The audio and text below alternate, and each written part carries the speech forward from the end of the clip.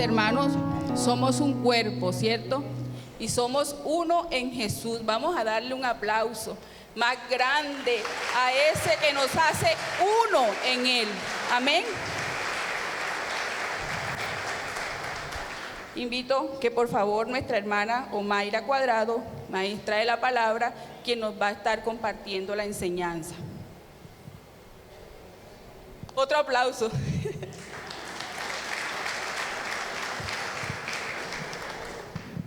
Para dar chance de llegar. Buenos días, mis amados hermanos. Bendiciones para todos.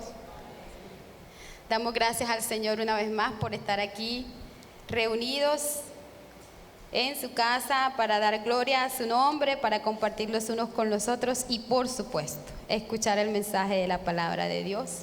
Así que les voy a invitar en sus cartillas,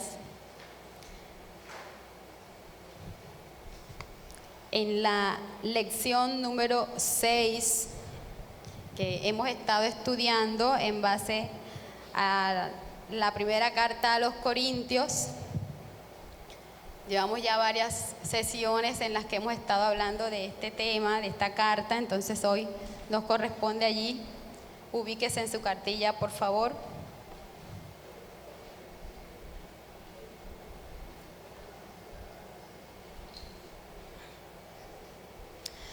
Bueno, entonces, ya llevamos varias semanas en este transcurrir de la carta, la primera carta a los Corintios, que le escribió el apóstol Pablo, en la que el apóstol quiere tratar con una serie de problemas que se estaban presentando al interior de la iglesia en Corinto.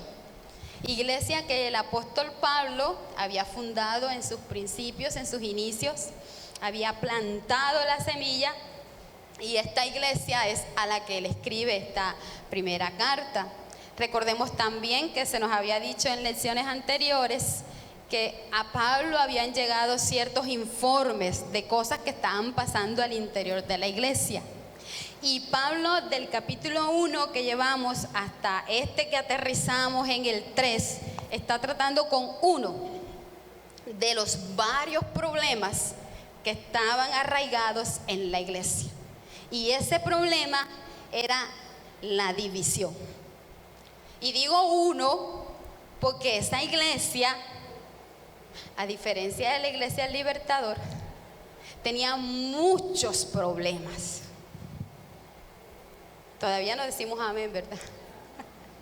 Pero pensando en estas enseñanzas que yo creo firmemente, yo no sé si usted, pero yo creo firmemente que el Señor está tratando con el corazón de la iglesia del Libertador a través de estas enseñanzas.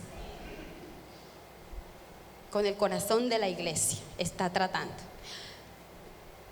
Puede haber una de dos opciones. O está tratando para curar, como lo estaba haciendo en la iglesia en Corinto, o puede estar trabajando para prevenir. Si a mí me preguntan qué está tratando de hacer el Señor en la iglesia del Libertador, de esas dos, si curar o prevenir, yo no le voy a responder.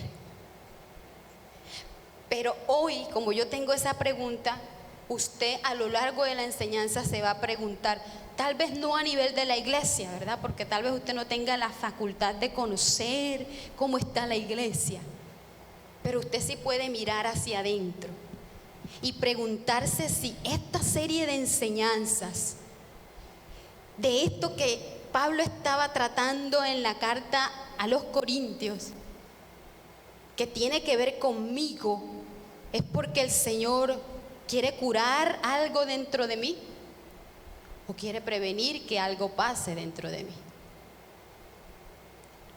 ¿Me siguen en ese propósito? Pregúntese usted a lo largo de la enseñanza, ¿verdad? Si el Señor quiere tratar algo que ya está arraigado en mí, o a lo mejor quiere prevenir porque hay de pronto una amenaza latente y quiere prevenir que a mí me pase. que esto que pasaba en Corinto pase acá. Entonces tenga eso en mente.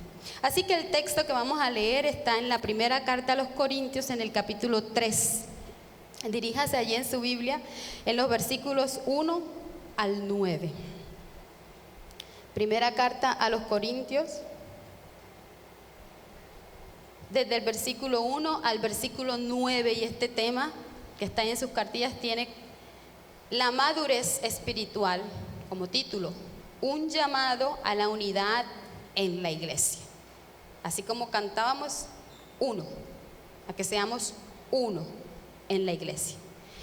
Dice así el texto: de manera que yo, diciendo Pablo, de manera que yo, hermanos, no pude hablaros como a espirituales, sino como a carnales, como a niños en Cristo. Os di a beber leche y no vianda, porque aún no erais capaces, ni sois capaces todavía, porque aún sois carnales. Pues habiendo entre vosotros celos, contiendas y disensiones, ¿no sois carnales y andáis como hombres? Porque diciendo el uno, yo ciertamente soy de Pablo, y el otro, yo soy de Apolos, ¿no sois carnales? ¿Qué pues es Pablo y qué es Apolos? Servidores por medio de los cuales habéis creído, y eso según lo que a cada uno concedió el Señor. Yo planté, Apolos regó, pero el crecimiento lo ha dado Dios. Así que ni el que planta es algo, ni el que riega, sino Dios, que da el crecimiento. Y el que planta y el que riega son una misma cosa, aunque cada uno recibirá su recompensa conforme a su labor. Porque nosotros somos colaboradores de Dios, y vosotros sois labranza de Dios, edificio de Dios. Amado Señor, te damos muchas gracias por tu palabra. Gracias por traer desde Corinto, Señor, desde tantos tiempos remotos hasta nosotros, tu bendita palabra que no pierde vigencia, Señor. Obra, Señor, a través de tu Espíritu Santo, con esta palabra, el convencimiento, la transformación, así como lo pedíamos cantando. Transfórmanos a tu imagen, Señor. Transfórmanos de acuerdo al modelo de tu palabra, Señor. Quita nuestros argumentos, hazlos pedazos, Señor. Despedaza nuestra sabiduría humana e instaura en nuestras mentes y corazones la sabiduría de tu palabra, Señor. Esa que trastorna a los grandes, a los sabios, confunde a los eruditos, pero que es tan sencilla que llega al corazón del más humilde, Señor. Tu evangelio, Señor. Convéncenos con tu evangelio. Muchas gracias te damos en Cristo Jesús. Amén y amén. Entonces, mis amados hermanos, les decía que esta palabra, esta porción que leímos, hace parte de todo ese hilo que trae el apóstol Pablo desde el primer capítulo, tratando con este tema de la división en la iglesia.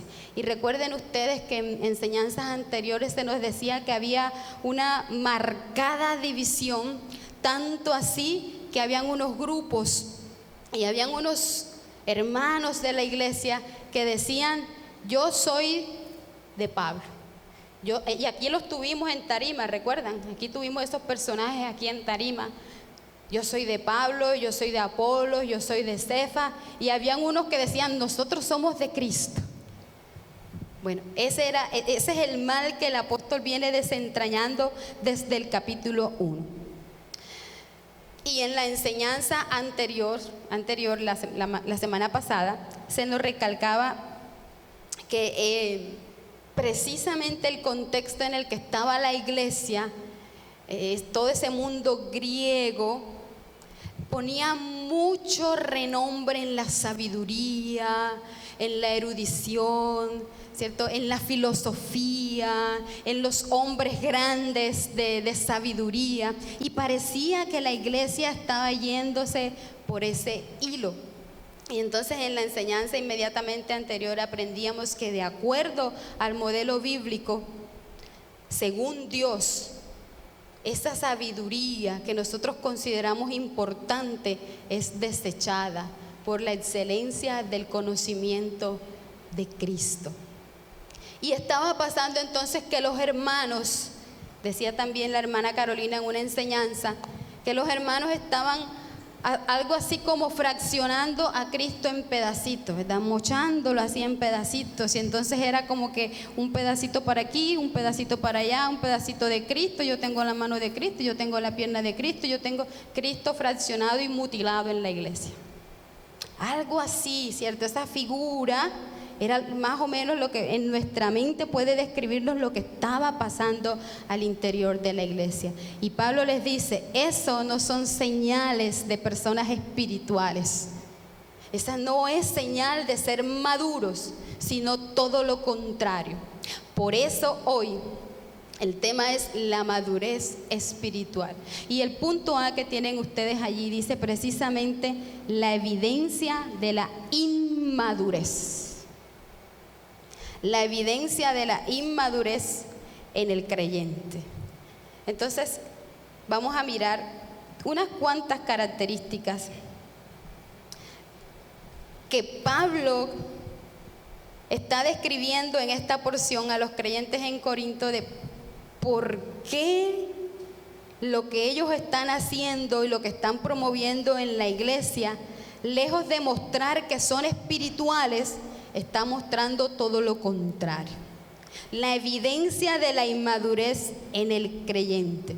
Y el texto empieza diciendo del versículo 1 al 4, de manera que yo no pude hablaros como espirituales, no pude hacerlo, dice Pablo.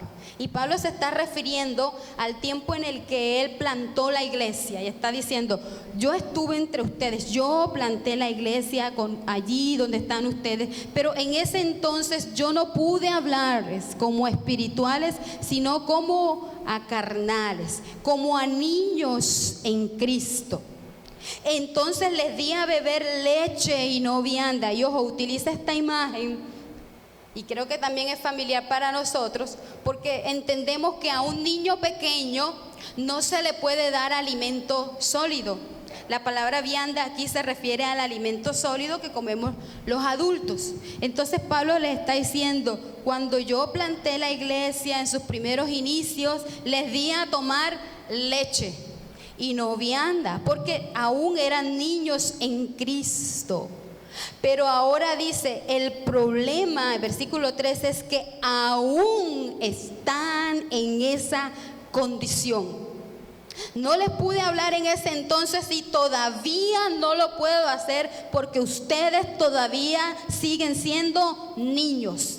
Siguen teniendo la necesidad de que se les dé leche como si fuesen niños pequeños y ya deberían ser maduros, pero siguen siendo inmaduros.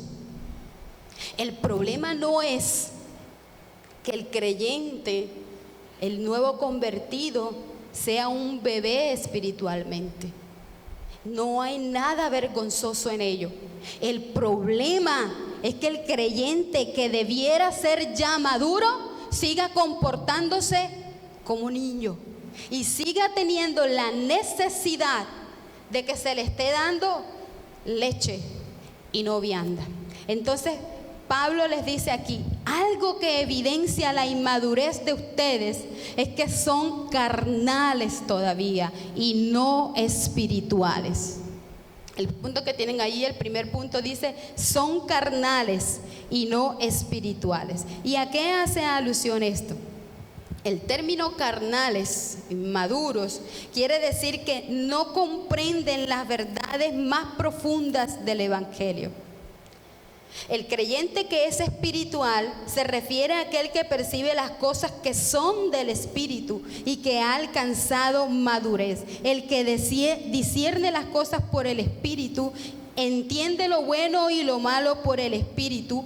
Pero Pablo aquí le está diciendo a la iglesia: ustedes no son espirituales. Ustedes no son capaces todavía de comprender las verdades del Espíritu.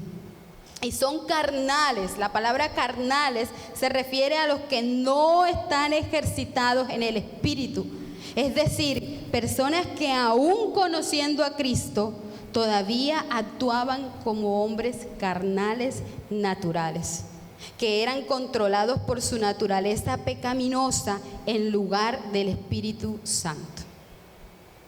Y Pablo los llama aquí enfáticamente: ustedes son carnales, ustedes no son espirituales.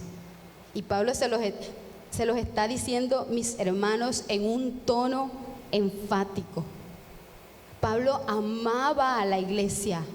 Él plantó la iglesia en Corinto, pero esta carta a los corintios tiene un tono fuerte, tiene un tono de látigo para la iglesia. Es como si Pablo le estuviera dando yo le dije esta mañana a los servidores, una juguetera a la iglesia, y les está diciendo: ustedes son una partida de inmaduros, carnales, corruptos, degenerados. Pero Pablo, no lo podemos decir así. Entonces lo escribió así. Pero le está diciendo: ustedes debieran ser ya maduros y todavía se comportan como niños en Cristo. Y algo irónico que como que no concuerda es que esta iglesia en Corinto tenía gran cantidad de dones espirituales. La iglesia en Corinto tenía profetas, tenía los que hablaban en lenguas, tenía maestros, tenía doctos en la palabra, tenía y hacía por doquier según los dones espirituales. Pero Pablo les dice: ustedes no son espirituales. Ustedes no son controlados por el Espíritu Santo. Ustedes son controlados por su carne. ¿Y cuál es la evidencia? La división y la pelea que hay entre ustedes. Lo que ustedes tienen viene del Espíritu de Dios, es verdad. Pero los creyentes no evidenciaban una conducta de espirituales. El adjetivo aquí, cuando dice que los dones espirituales estaban en la iglesia en Corinto, quiere decir que esos dones tenían procedencia del Espíritu Santo, pero que los creyentes no estaban actuando según el Espíritu Santo, porque su conducta no evidenciaba que el Espíritu Santo controlara sus vidas. Así que la iglesia tenía cantidad de dones espirituales, y el adjetivo espiritual aquí es acusativo, describiendo ese origen de los dones que ellos tenían, pero que la calidad de espirituales de los creyentes, la investidura del Espíritu Santo no estaba sobre ellos. Así que Pablo los llama carnales y espirituales, y esa era una evidencia de la inmadurez de ellos. También una evidencia de la inmadurez de la iglesia es que eran como niños en cuanto al lenguaje. Y la palabra niños aquí se utiliza para describir la condición inmadura del creyente, de ese que comienza a crecer. Niños aquí, la palabra niños se usa para describir la condición incapaz de los creyentes para comprender las cosas espirituales. Y además de ser inmaduros en cuanto al lenguaje, eran inmaduros en cuanto al alimento. Por eso Pablo les dice: les di a beber leche y no vianda, y todavía están tomando leche y no vianda. Eran inmaduros en cuanto al alimento. ¿Por qué a un bebé no se le puede dar otro alimento que no sea la leche materna? porque no lo tolera, le hace daño. Su sistema digestivo es inmaduro para recibir ese tipo de alimento. Así pasaba con la iglesia. Y dice el texto: les di a beber leche y no vianda. El niño recién nacido anhela la leche materna, y esa es la metáfora continuada del nuevo cristiano, que como nueva criatura tiene las características de un niño. Pero en tanto avanza, el creyente está llamado a crecer y madurar, y llega un momento en el que debe ser ya capaz de consumir alimento sólido. Lo contrario sería inapropiado o ilógico que aún se le deba suministrar leche. Es natural que usted vea a un bebé tomando tetero. Es natural que las mamás allá en Jocabel le lleven el biberón a los niños.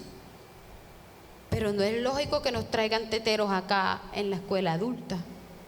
Cuando usted ve a un niño tomando leche del pecho de su mamá, es una escena enternecedora y todos la vemos como normal. Pero ¿vería usted normal que un adulto tome tetero? ¿Use pañal? ¿Tenga chupo en la boca?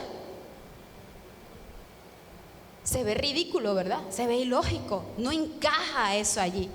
Y esto era lo que Pablo estaba tratando de decirles. Está bien que cuando yo estuve entre ustedes en esos primeros momentos, en esa labor de plantar la palabra, está bien que necesitaran los rudimentos de la palabra de Dios, está bien que fueran como niños, pero ya es hora de madurar. Maduren. Eso le está diciendo Pablo a la iglesia. Maduren, crezcan. Ustedes deben crecer. No se concibe que el cristiano se quede todo el tiempo como niño. No se concibe que el creyente viva en peleas y en contiendas continuamente, sin rastro de madurez. El niño pelea por todo. El niño se enoja si le quitan el juguete, y se enoja si se lo dan. Se enoja si sí y se enoja si no. ¿O no les ha pasado a ustedes como las mamás que están aquí? Soy mala si le doy, pero después si se lo quito también soy mala. Y hace pataletas por todo, y llora por todo, y no comparte, y le cuesta estar en comunidad. Es normal que el bebé sea así, pero es normal que el creyente, que debe ser ya maduro, se comporte así. Entonces, es verdad que cada creyente comienza como un bebé cristiano, y no hay vergüenza en ello. Todos pasamos por ese proceso. Pero ojo, mis hermanos, esa no debe ser la condición permanente del creyente. Esa no debe ser la condición permanente del creyente. No pueden haber creyentes aquí con chupo en la boca. Revise al de al lado. No puede ser que todavía esté con el tetero en la boca. No puede ser. Eso es incoherente. Pero hay otra evidencia de que son inmaduros. Tercero, se mantienen en contiendas, envidias y rivalidades.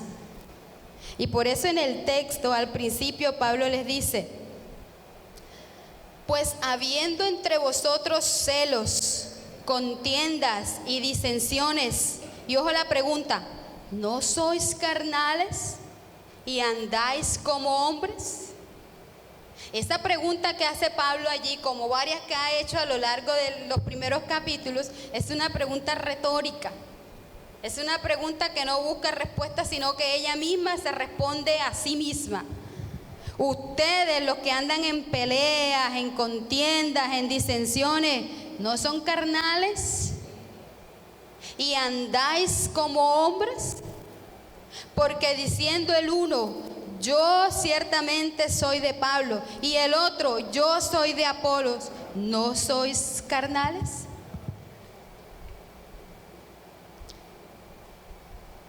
La evidencia o otra evidencia de la inmadurez de los creyentes en Corinto era que se mantenían peleando. Se mantenían en contiendas, envidias y rivalidades. Y aquí hay varios términos, hay 3 términos puntuales: contiendas, envidias, rivalidades. En el texto dice celos, contiendas y disensiones. El término celos, usted sabe lo que es celos, ¿verdad? ¿Usted ha sentido celos? Yo se los pregunté a los servidores, ahora se lo pregunto a ustedes. ¿Alguien aquí ha sentido celos alguna vez? No hay. Aquí no hay gente celosa. ¿Hay mujeres celosas aquí? Ay, entonces.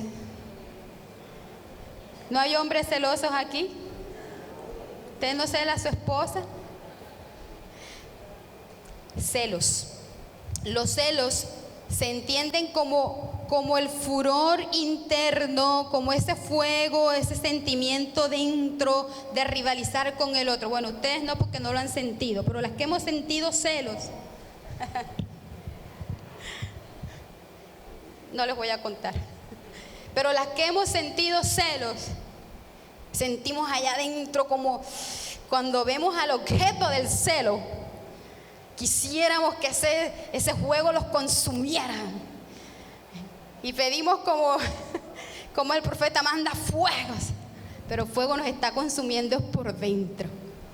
Ese es el celo se siente acá adentro, algo así como que hierve, así como cuando usted dice me hierve la sangre cuando lo veo.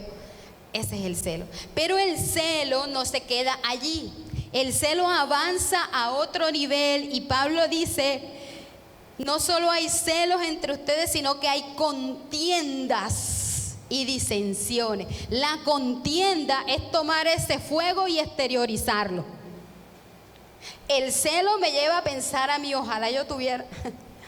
En estos días un profesor, me acordaba de un profesor que decía que cuando los estudiantes están allá hablando, allá lejos, y uno no alcanza a llegar donde ellos, mi profesor decía, uno quiere tener como maestro una ametralladora de pringamosa. Una ametralladora así con una ráfaga de pringamosa. Bueno, el celo exterioriza. El celo es la ametralladora en acción. Y eso estaba pasando en la iglesia. O sea, no era solo que el hermano veía al otro hermano y le hervía la sangre, sino que ya habían llegado al nivel de exteriorizarlo. O sea que podemos pensar que en la iglesia en Corinto ya los hermanos se enfrentaban de tú a tú, cara a cara, frente a frente. Ya habían llevado el celo a la pelea. Ya los hermanos peleaban entre ellos.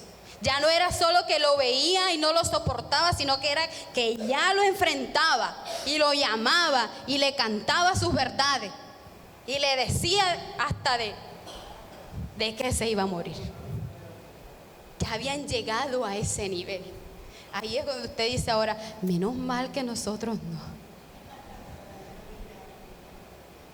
Pero ya la iglesia, y uno dice, los hermanos cristianos, pastor, los creyentes de la iglesia, peleándose el uno al otro por defender a su líder, a Apolos, a Pablo y otros todavía peor. No, yo defiendo a Cristo. Porque había en la primera enseñanza, decían, yo soy de Pablo, y yo de Apolo, y yo de Cefa, y el que más se creía decía, no, pues yo de Cristo, la bolita en mundo. Lo que sea, la bolita en mundo, así ganaba uno los juegos antes, ¿verdad? Yo tengo 500, yo tengo la bolita en mundo, pues. Entonces los de Cristo eran la bolita en mundo. Pero ni aún esos, Pablo los llama partida de inmaduros, infantiles, carnales, degenerados, faltos de espíritu. Eso es lo que son ustedes. ¿Qué Cristo ni qué Apolo? Ustedes son unos carnales. Si nota usted el tono de la carta. Así que ese celo y esa contienda se refiere a esa lucha que ya estaba exteriorizada entre los creyentes, que estaba albergada por el celo en el interior, pero que ya había dado como resultado la disensión y la división que dominaba en los creyentes. Así que esos grupitos que de Pablo, que de Apolos, era evidencia, otra evidencia de la inmadurez. Y también esa evidencia de la inmadurez allá en Corinto, que los creyentes tomaron partido. Tomar partido es hacer grupito aparte, pero ojo, no es solo que yo haga el partido, sino que promovían las facciones entre los líderes. Ojo aquí, no solamente ellos hacían parte de unos grupos y estaban chicoteando a Cristo, pedacito para aquí, otro pedacito para allá, yo tengo más de Cristo porque Apolos habla mejor, yo tengo más porque yo estoy con Pablo y Pablo fue el que fundó, no, yo de Cristo porque Cristo lo es todo. Estaban despedazando, mutilando a Cristo y promovían entre los líderes. Ojo, Pablo y Apolos, y lo veremos al final, no estaban rivalizando entre ellos, pero habían unos entre la iglesia que estaban promoviendo eso para que otros creyentes tomaran partido en nombre de ellos. Ojo con eso. Ojo con el creyente que toma partido. Ojo con los creyentes que promovemos los partidos, que promovemos las facciones y los motines, amotinarnos para hacer sindicatos. Ojo, ojo con eso. Esto lo digo, mis hermanos, con mucho temor en mi corazón y temblor por dentro, pero que el Señor guarde nuestros corazones de tomar esos partidos, porque allí no está Cristo. No está dividido Cristo. Cristo no está dividido. Y señal de inmadurez es hacer yo partido y promover partido. Y eso estaba pasando en la iglesia. El llamado para nosotros en esta primera sesión es a crecer y madurar. No podemos quedarnos como niños, iglesia. Tenemos que madurar en el Señor. Y los celos y la contienda en la iglesia son reflejo de inmadurez. Son reflejo de inmadurez. Vamos a la segunda parte que dice, ¿quién es quién en la iglesia? Entonces, como Pablo les está diciendo, mientras ustedes sigan en esas divisiones, que con Pablo, que con Apolos, que con este, que con el otro, no reflejan más que inmadurez y falta del Espíritu Santo en sus vidas. Ahora yo les voy a decir quién es quién en la iglesia. ¿Quién es usted en la iglesia?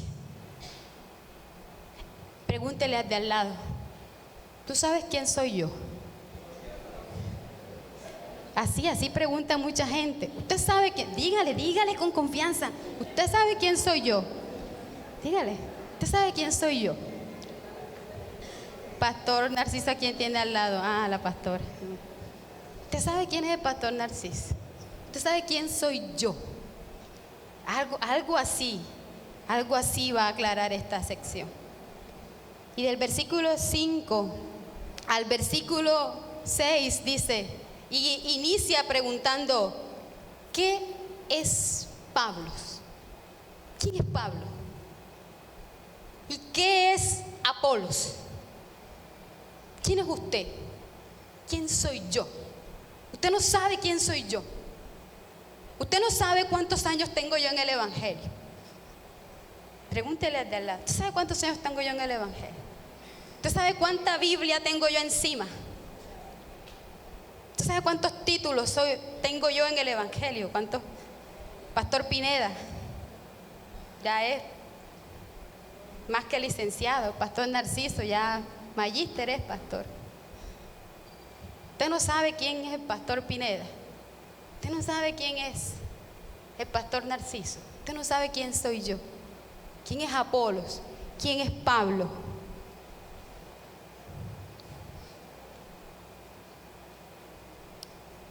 Dice Pablo en otra carta.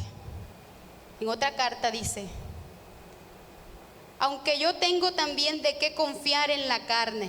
Yo también tengo títulos, dijo Pablo. Si alguno piensa aquí, llámese Pineda, llámese Pastor Narciso, llámese, qué sé yo, profe Galván, aquí los eruditos, señor Ruby, llámese Gladys. Si alguno tiene de quién confiarse, yo más, dice Pablo, yo más. Vea, le voy a dar la evidencia. Circuncidado al 8º día. Circuncidado era mandacallar. Circuncidado al 8º día, del linaje de Israel, de la tribu de Benjamín, hebreo de pura cepa. En cuanto a la ley, maestro, fariseo, doctor, magíster. En cuanto a celo, perseguidor de la iglesia, y en cuanto a la justicia que es en la ley, irreprensible, lo mejor de lo mejor. Pablo era la crema innata de los judíos, de los hebreos. Pero cuantas cosas eran para mí ganancia, las he estimado como pérdida por amor de Cristo. Y las he estimado como basura. Así que quítese los títulos. Aquí no hay títulos colgados, ¿verdad? Gracias a Dios. Ni el reloj hemos podido poner. No hay títulos colgados, dice Pablo. Aquí no hay títulos. Todo eso es basura. Y lo estimo como pérdida por amor de Cristo. Y ciertamente aún estimo todas las cosas como pérdida por la excelencia del conocimiento de Cristo Jesús, mi Señor, por amor del cual lo he perdido todo y lo tengo por basura para ganar a Cristo. Aquí lo que vale es Cristo. Aquí lo que pesa es Cristo. No son mis títulos. No es Pablo, no es Apolo, no es la elocuencia. No es la Biblia, no es la teología, no es los estudios, no es la universidad, no es el magíster, es Cristo. Dicen amén. Cantábamos, su nombre sobre todo es. Su nombre sobre toda potestad, sobre todo dominio. Su nombre sobre todo es, sobre los títulos. Y Pablo le está diciendo a la iglesia, entiendan eso, por favor. Iglesia El Libertador, entiende eso, por favor. Iglesia de Puerto Libertador, entiéndelo, por favor. No eres tú, no es quién eres tú, es quién es el que te llamó. Y lo veíamos en las enseñanzas anteriores. Si entendiéramos quiénes éramos cuando nos llamaron y lo que somos cuando hemos sido llamados, estuviéramos con la cabeza gacha. Y es más, ese mismo versículo dice, después de preguntar quién es Pablo, quién es Apolo, responde, ¿qué es lo que dice el texto? Servidores. ¿Qué es Pablo? ¿Qué es Apolo? Servidores, por medio de los cuales habéis creído. Así que vamos a ver la función de los servidores de Dios. ¿Quién es quién en la iglesia? Y es que la palabra servidores, ahí en sus cartillas, la palabra servidores se comprende también como ayudante. El original de esta palabra, mis hermanos, que nosotros lo tenemos también en la iglesia como diácono. El origen de la palabra servidor, diácono, se asigna al ayudante, al mesero. Ojo con esto. Se entiende textualmente la palabra servidor como el que hace los mandados. Me encanta esa definición. ¿Quién es el servidor? El que hace los mandados. ¿A usted le gusta ser mandado? Digan los esposos amén. Digan los esposos amén. Allá en el Congreso yo creo que van a aprender sobre eso. Los mandados. ¿Qué es lo que se hace en la casa? Dicen los maridos, en mi casa se hace lo que yo obedezco. Amén, hermanos.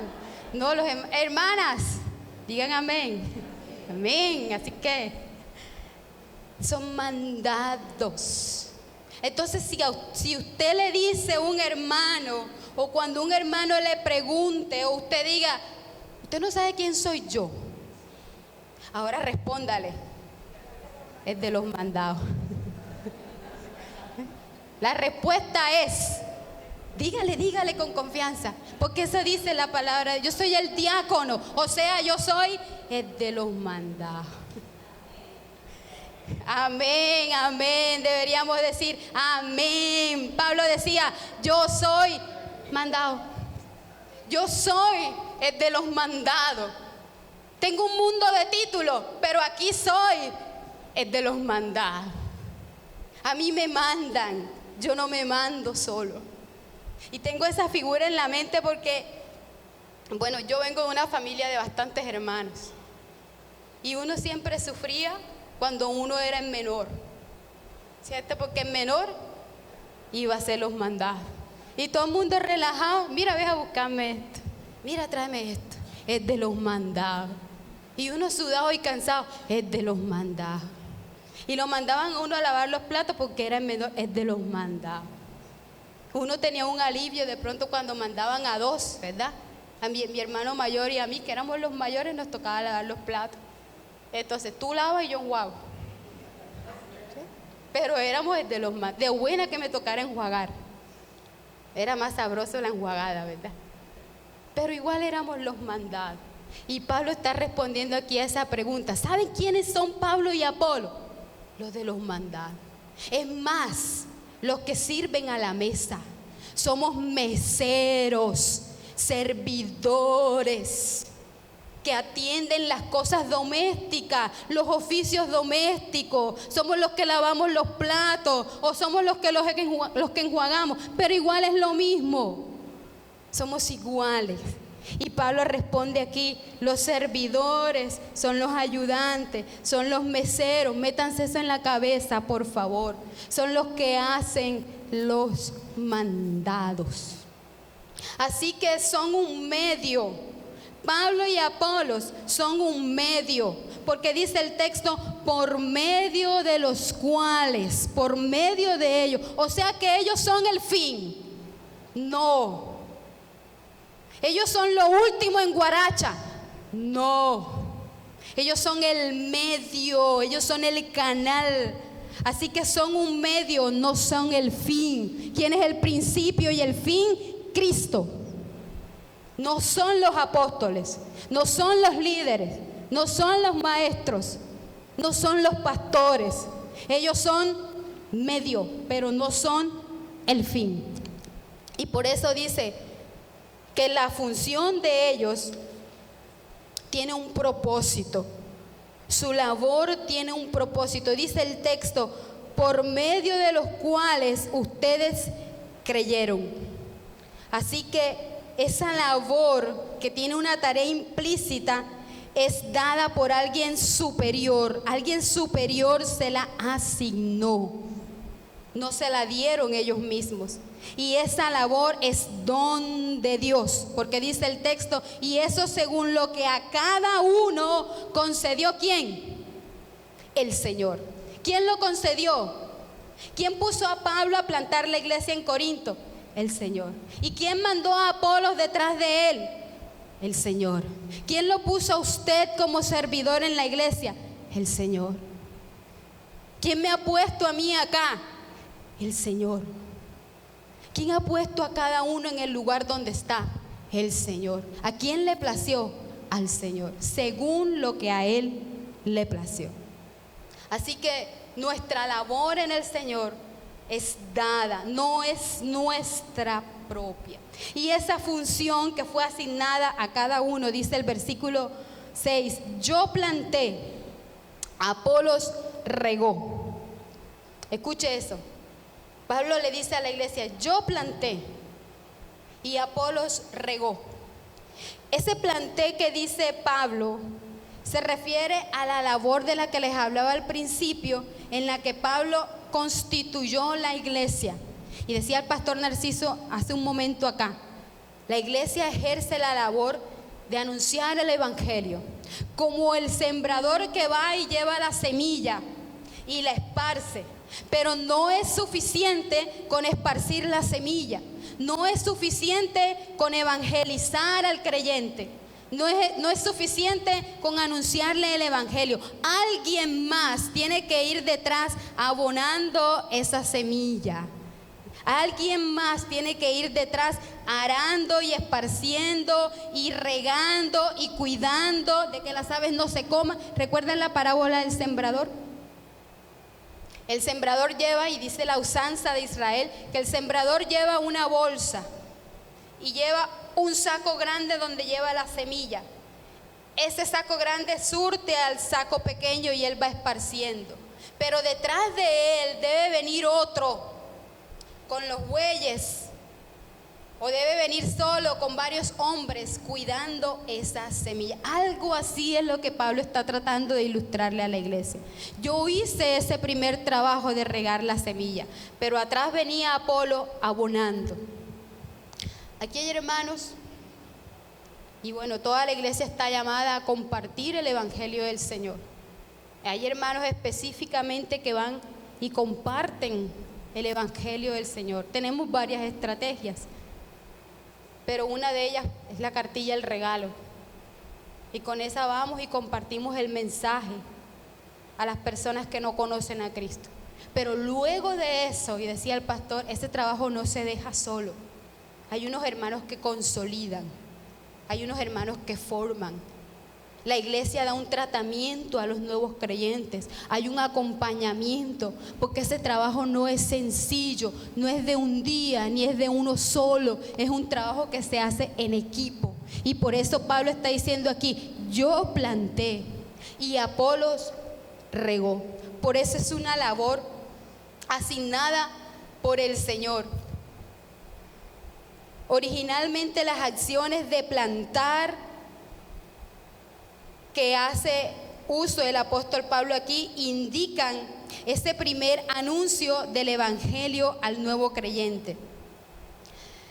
Y en la práctica de la siembra, el que planta se traduce como el que anuncia el evangelio. El que riega es el término que se traduce como el que enseña, y esa fue la labor de Apolos. Pero tanto el que plantó la semilla como el que la regó trabajan en unidad.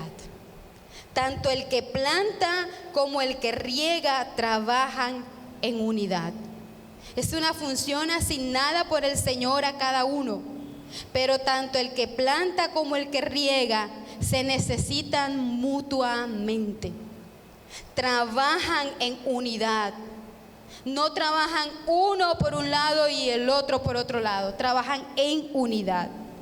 Y ambos, dice el texto, ambos serán recompensados no por sus adeptos, no por la cantidad de liderados que tuvo, no por la fama, no por la cantidad de sus dones, no por la cantidad de personas, no por la cantidad, sino por la calidad del servicio que prestó.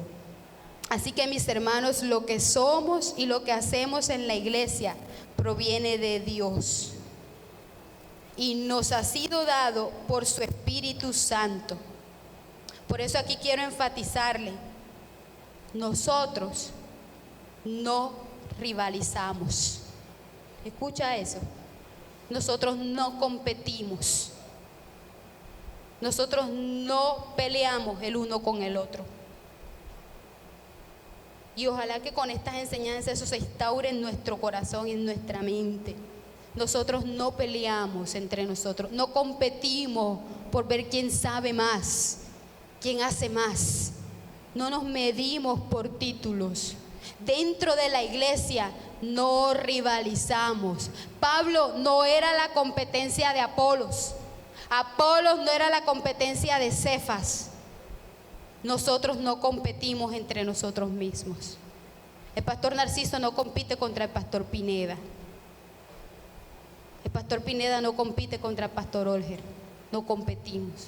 Los maestros no competimos entre nosotros. No lo hacemos. No lo promueva usted tampoco.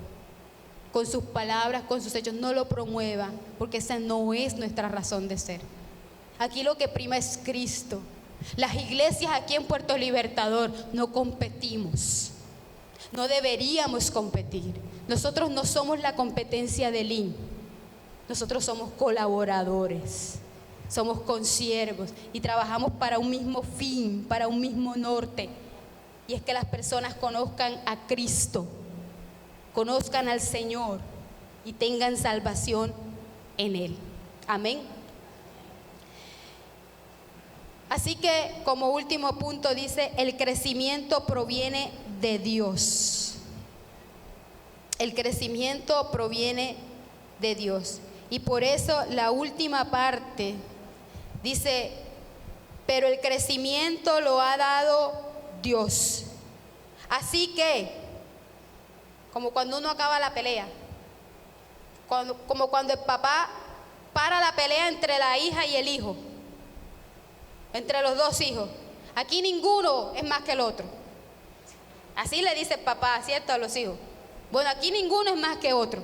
Así termina esta parte. Dice, así que ni el que planta es algo, ni el que riega. Aquí el que manda soy yo, dice el papá. Ni tú, sino Dios. Ni tú ni yo, sino Dios. Ni el que planta ni el que riega, sino Dios que da el crecimiento. Y ojo lo que dice, el que planta es algo. ¿Quién eres tú? No eres algo. Suena duro, ¿verdad? No eres algo, eres nada. Por eso les decía, me da temor y temblor, pero así lo dice la palabra de Dios. Tú sembraste. Yo me gané aquí en esta iglesia. Cuando yo fundé esta iglesia, yo me gané. Tú plantaste, ni el que planta es algo. Pastor Narciso ya vino cuando esto estaba hecho. Ya vienes a la comodidad, a lo que yo hice. Ni el que planta, ni el que riega, sino Dios. ¿Por qué? Porque Él da el crecimiento. Mire, nosotros podemos desgajarnos predicando aquí y hablar muy bonito, pero la obra ya en el corazón suyo no la hice yo, no la hizo el pastor, no la hicieron los líderes, la hizo el Espíritu de Dios. ¿Quién convence? Dice la palabra de Dios, el Espíritu Santo, que convence de todo pecado y de juicio. Fue el que lo convenció a usted de que era un pecador necesitado de Cristo. No fue el pastor. Él plantó, Él regó, Él predicó. Aquí se enseña la palabra de Dios, pero la obra en el corazón del creyente, eso es obra de Dios. Entonces bájese de la nube. Ni el que planta ni el que riega, mis hermanos. Yo no puedo hacer crecer la semilla en su corazón. Eso es trabajo de Dios. Eso no lo hace la iglesia, eso no lo hace la estructura, eso no lo hace lo bonito del templo. No, eso lo hace Dios. Eso es trabajo de Dios. Y por eso el texto dice, el crecimiento de la iglesia, el libertador, no es obra de los pastores, es obra de Dios. El crecimiento de cada creyente, el que usted haya madurado, si ha madurado, eso es obra de Dios. Nuestra labor es plantar, sembrar, regar, pero el crecimiento lo da Dios. Así que ni el que planta es algo, ni el que riega, sino Dios que da el crecimiento. Así que es Dios quien da vida y crecimiento. Solo Dios da el crecimiento. Esto es mérito 100% de Dios. ¿Y nosotros qué somos? Colaboradores. Nosotros somos colaboradores. Versículo 9 así lo reafirma. Nosotros somos colaboradores de Dios. Así que le reitero aquí, Pablo dice, nosotros, esos que ustedes están tomando como los caudillos, Pablo, Apolo, sáquennos de ese cuento, por favor. Nosotros no somos sus salvadores, nosotros no somos sus redentores, nosotros solo somos colaboradores de Dios. Así que Apolos no competía contra Pablo, ni Pablo contra Apolo. Los creyentes no son rivales entre sí. Usted no puede rivalizar con el otro creyente. Dios no lo llamó a eso. No sé si vieron por ahí una diapositiva. Me llamó mucho la atención. Cristo no llamó al creyente a pelear con el otro. Y a veces parece que Cristo tiene que coger por la camisa al creyente, ¿verdad? Y sacarlo de la pelea. Dios no te llamó a eso. Dios no te llamó a la contienda con el otro. Dios no te llamó a medirte con el otro para ver quién sabe más Biblia. Dios no te llamó para eso. Dios no te llamó a rivalizar. Dios no llamó a la Iglesia Libertadora a rivalizar, a contender con el otro, a pelear con el otro, a ver quién es más erudito en las redes sociales, a ver quién puede más, a ver quién mueve más, qué iglesia es mejor, qué iglesia sirve más, en qué iglesia se mueve más el Espíritu Santo. Ojo con eso, mis hermanos. Porque una iglesia no es espiritual y la prueba es Corinto. La iglesia no es más espiritual por la cantidad de dones que tenga. Y la muestra es Corinto. Para la muestra, un Corinto. La iglesia más espiritual no es la que más dones espirituales tiene, y parece paradójico.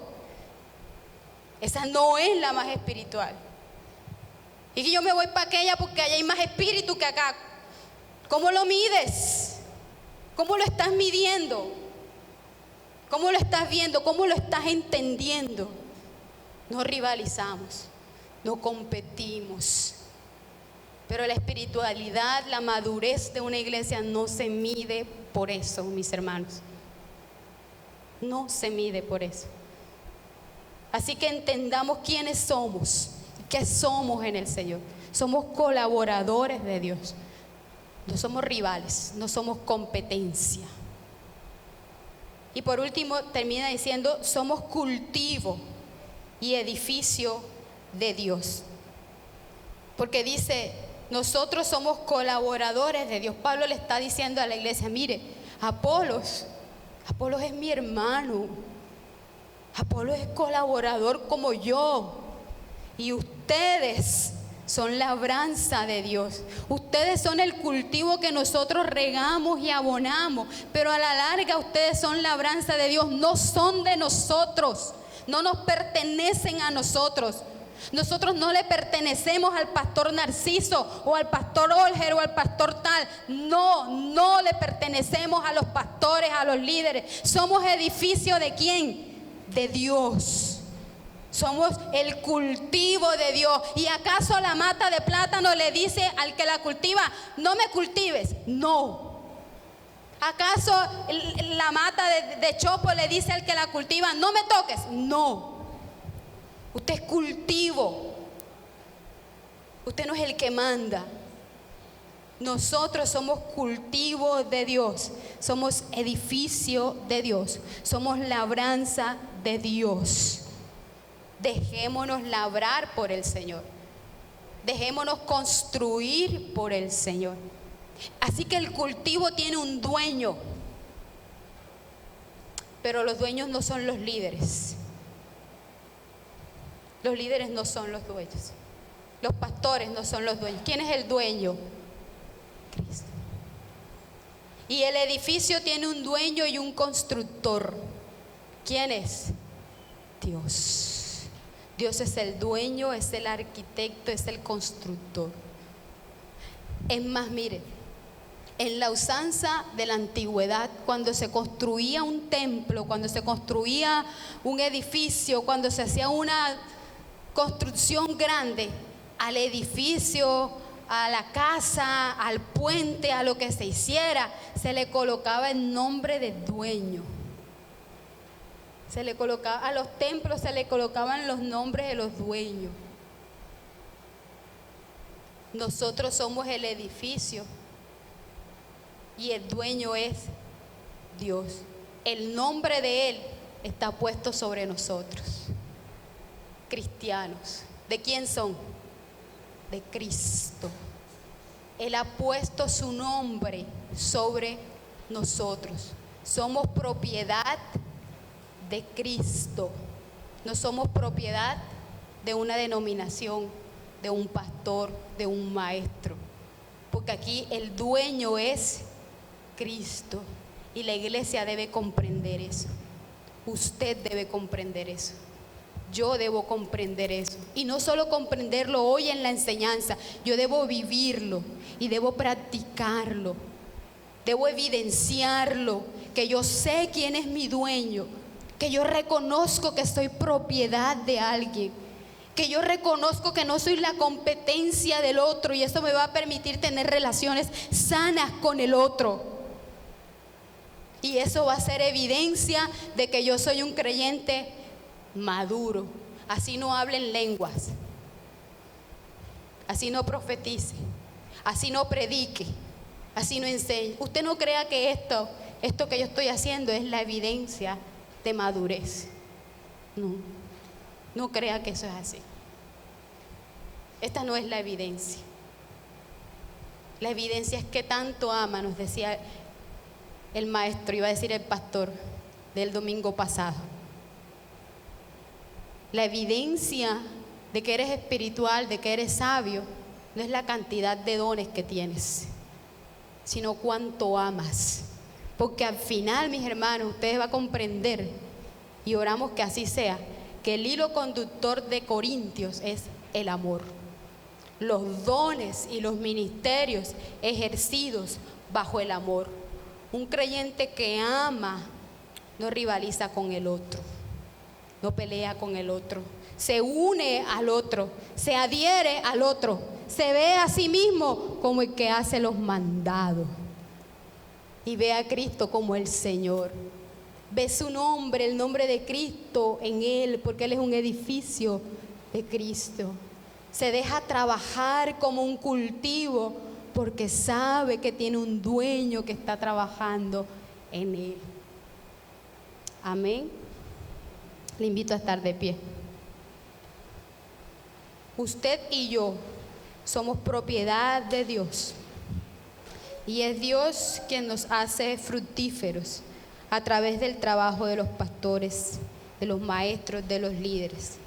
Yo le voy a invitar a que usted incline su rostro allí donde está y usted piense, se haga la pregunta: Señor, ¿por qué esta palabra para mí?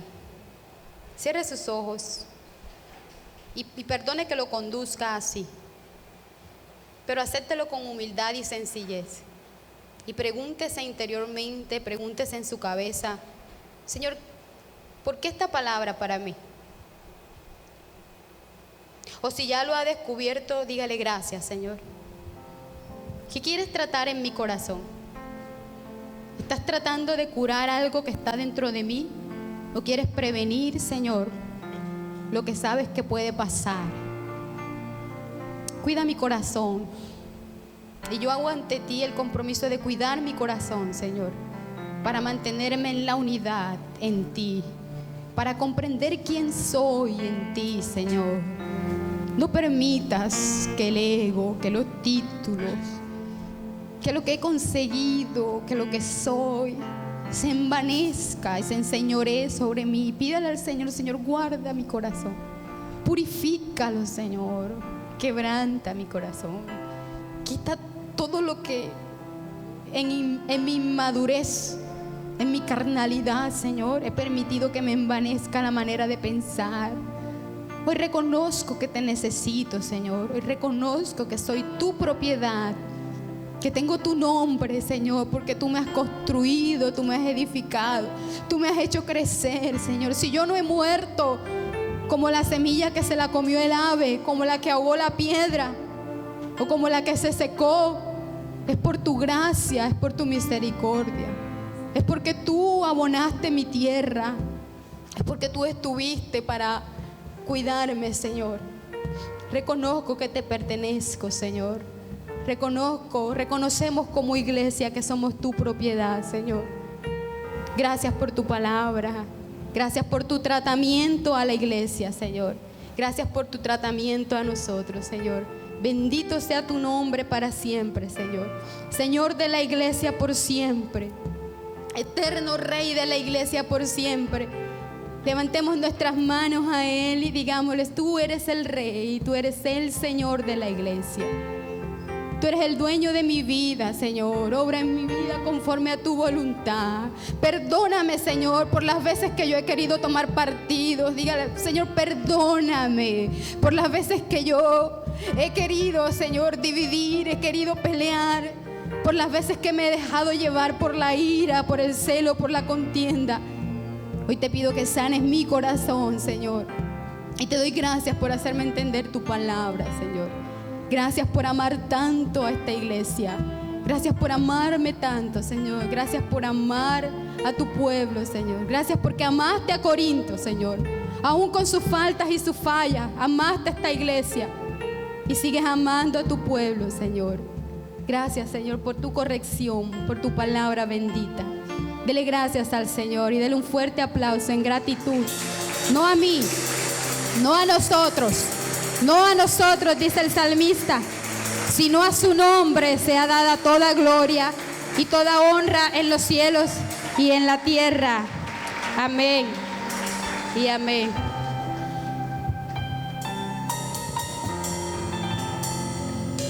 Aprendíamos que somos uno y que lo que debe de primar